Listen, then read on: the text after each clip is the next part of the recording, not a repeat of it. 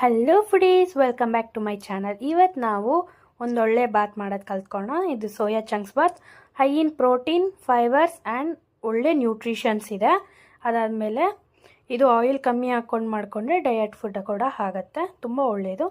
First paste ಮಾಡ್ಕೊಳ್ಳೋಣ ಬಾತಿಗೆ ಬೇಕಾಗಿರೋದು. ಅದಕ್ಕೆ ಬೇಕಾಗಿರೋದು ಆನಿಯನ್ನು, ಗ್ರೀನ್ ಚಿಲ್ಲಿ ಮತ್ತು ಸ್ವಲ್ಪ ಕ್ಯಾಶ್ಯೂಸು. ಅದು ಬೇಕಂದರೆ ಹಾಕೋಬೋದು, ಇಲ್ಲಾಂದರೆ ಸ್ಕಿಪ್ ಮಾಡ್ಬೋದು. ಆಮೇಲೆ ಸ್ವಲ್ಪ ಕೊತ್ತಂಬರಿ. ಇದನ್ನು ಪೇಸ್ಟ್ ಮಾಡಿಕೊಂಡು ಇನ್ನೊಂದು ಸೈಡಲ್ಲಿ ಸೋಯಾ ಚಂಕ್ಸ್ನ ನಾವು ಬಿಸಿನೀರಲ್ಲಿ ಕುದಿಸಿ ಅದನ್ನು ವಾಟರ್ ಎಲ್ಲ ಹಿಂಡಿ ಇಕ್ಕೋಬೇಕು ಸೋಯಾ ಚಂಕ್ಸ್ನ. ಆಮೇಲೆ ಕುಕ್ಕರಲ್ಲಿ ಫಸ್ಟ್ ಶುಂಠಿ ಬೆಳ್ಳುಳ್ಳಿ ಪೇಸ್ಟ್ ಹಾಕ್ಕೊಂಡು ಚಕ್ಕೆ, ಮೊಗ್ಗು, ಲವಂಗ, ಪಲಾವ್ ಎಲೆ, ಮಸಾಲಾಸ್ ಏನೇನಿದೆ ಸ್ಪೈಸಸ್ ಅದನ್ನು ಹಾಕ್ಕೋಬೇಕು. ಇದನ್ನು ಹಾಕ್ಕೊಂಡ್ಮೇಲೆ ನಾವು ಫಸ್ಟ್ ಮಾಡ್ಕೊಂಡಿದ್ವಲ್ಲ ಗ್ರೀನ್ ಪೇಸ್ಟ್ನ, ಅದನ್ನು ಹಾಕ್ಕೊಂಡು ಸ್ವಲ್ಪ ಹೊತ್ತು ಎಣ್ಣೆಲಿ ಮಗ್ಗಿಸ್ಕೋಬೇಕು, ಟೇಸ್ಟ್ ಬರುತ್ತೆ. ಅದಾದಮೇಲೆ ಅದಕ್ಕೆ ಸ್ವಲ್ಪ ಅರಿಶಿನ, ಸ್ವಲ್ಪ ಗರಂ ಮಸಾಲ, ಅದಾದಮೇಲೆ ಸ್ವಲ್ಪ ಚಿಕನ್ ಮಸಾಲ. ನೀವು ಚಿಕನ್ ಮಸಾಲ ಬೇಕಂದರೆ ಹಾಕೋಬೋದು, ಇಲ್ಲ ಅಂದರೆ ಇಲ್ಲ, ಅದು ನಿಮ್ಮ ಆಪ್ಷನಲ್. ಸೊ ಇದು ಒಂದು ಸ್ವಲ್ಪ ಕುದಿಯೋವಾಗ ಇದಕ್ಕೆ ಟೊಮೆಟೊ ಹಾಕ್ಕೊಬೋದು, ಇಲ್ಲ ಅಂದರೆ ಇಲ್ಲ. ಟೊಮೆಟೊ ಇಷ್ಟ ಆಗಿಲ್ಲ ಅಂದರೆ ನೀವು ಸ್ಕಿಪ್ ಮಾಡ್ಬೋದು.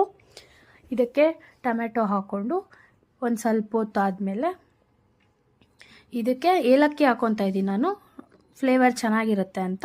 ನೀವು ಇಲ್ಲ ಅಂದರೆ ಬಿಡ್ಬೋದು.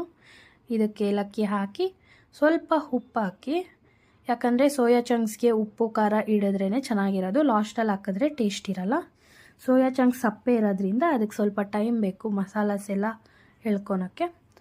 ಅದಾದಮೇಲೆ ಸೋಯಾ ಚಂಕ್ಸ್ ಹಾಕಿ ಒಂದು ಬಾಯ್ಲ್ ಆದಮೇಲೆ ಇದಕ್ಕೆ ವಾಟರ್ ಎಷ್ಟು ಬೇಕೋ, ನೀವು ಎಷ್ಟು ರೈಸ್ ಇಡ್ತಾಯಿದ್ದೀರೋ ಅಷ್ಟು ನೋಡಿ ವಾಟರ್ ಹಾಕ್ಕೊಳ್ಳಿ.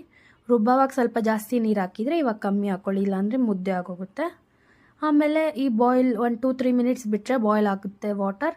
ಆವಾಗ ಅಕ್ಕಿ ಹಾಕ್ಕೊಂಡು ಮತ್ತೆ 1-2-3 ಮಿನಿಟ್ಸ್ ಬಿಟ್ಟರೆ ಒಂದು ಸ್ವಲ್ಪ ಅಕ್ಕಿ ಎಲ್ಲ ಫ್ಲೇವರ್ ಎಳ್ಕೊಂಡು ಅದಾದಮೇಲೆ ಕುಕ್ಕರ್ ಕ್ಲೋಸ್ ಮಾಡಿ 2-3 ವಿಜಿಲ್ಸ್ ಹಾಕಿದ್ರೆ ನಮ್ಮ ಬಾತ್ ರೆಡಿ ಆಗುತ್ತೆ. ಟೇಸ್ಟ್ ಮಾತ್ರ ಸಕ್ಕತ್ತಾಗಿತ್ತು, ನನಗಿಷ್ಟ ಆಯಿತು. ನೀವು ಟ್ರೈ ಮಾಡಿ, ಹೇಗಿತ್ತು ಅಂತ ಕಮೆಂಟ್ ಮಾಡಿ, ಹೇಗೆ ಬಂದಿತ್ತು ಅಂತ. ಮತ್ತು ಬೇರೆ ಯಾವುದಾದ್ರೂ ರೆಸಿಪಿ ಬೇಕಂದರೆ ಕಮೆಂಟ್ ಹಾಕಿ, ಅದನ್ನು ಮಾಡಿ ವಿಡಿಯೋ ಮಾಡಿ ಹಾಕ್ತೀನಿ. Thanks for watching.